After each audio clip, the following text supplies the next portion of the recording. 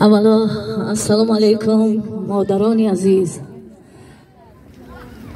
همدیارانی از دل و جانم بالاتر، مردم چارباغ، همه شما را از نام خودم، از نام گروه صنعتکاران به این نوروز عجم تبریک و تهنیت میگم. تمام خوشی های زندگی را بهر همه شما تمنا دارم.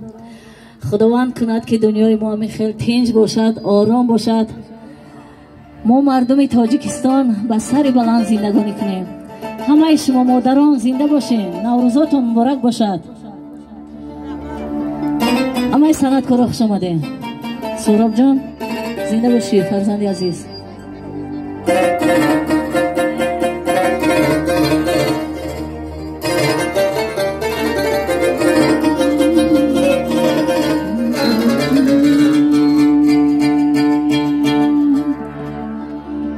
این نوروز بنا بهار اکای بینم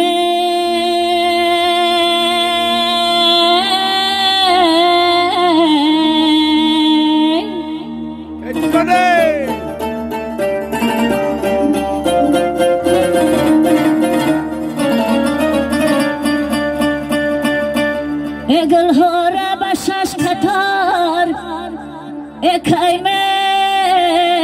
بینم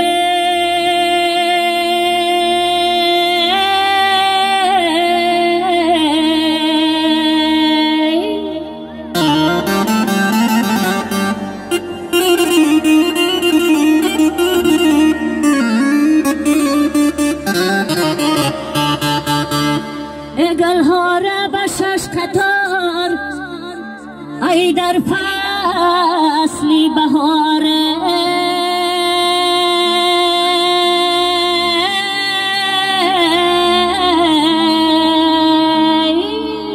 اکا